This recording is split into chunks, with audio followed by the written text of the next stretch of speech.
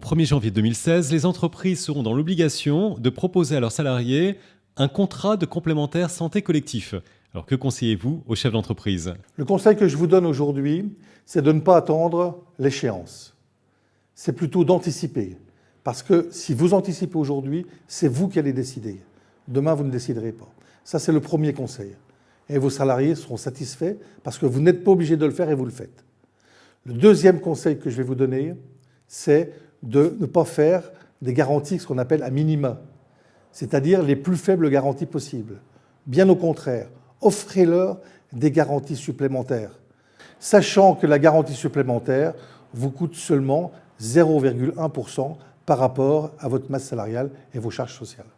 Donc vous verrez que vos salariés sont satisfaits, parce que si vous êtes au minima et que vous offrez de faibles garanties à vos salariés, 1, tout le monde aura payé, et 2, personne ne sera content. Précisément, en matière de santé, quels sont les points forts de votre offre?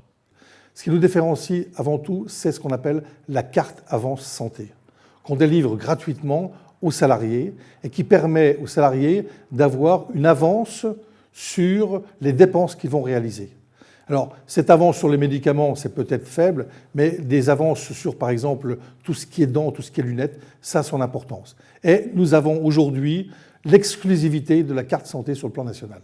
La deuxième offre, c'est que dans nos services, nous avons des médecins, nous avons des dentistes, et si vos salariés ont des questions à leur poser, quel que soit l'ordre de la question, eh bien, ils auront toujours une réponse. La troisième offre, elle porte sur l'optique. Nous avons négocié avec des opticiens une convention qui va vous permettre, même si vous n'avez pas les garanties suffisantes, de bénéficier de vos lunettes sans reste à charge. En conclusion, quels conseils souhaitez-vous donner aux chefs d'entreprise? N'attendez pas un instant pour mettre en place des solutions de rémunération qui vont vous permettre de maîtriser vos charges sociales et d'avoir une rémunération plus flexible. C'est aujourd'hui qu'il faut le faire plutôt que d'attendre demain. La rémunération, c'est un peu comme le poste client, c'est un peu comme le stock, ça se gère aujourd'hui. Et ça se gère pourquoi? Eh bien, ça se gère pour que le chef d'entreprise paye le moins possible de charges sociales. Et s'il paye le moins possible de charges sociales, il sera beaucoup plus compétitif.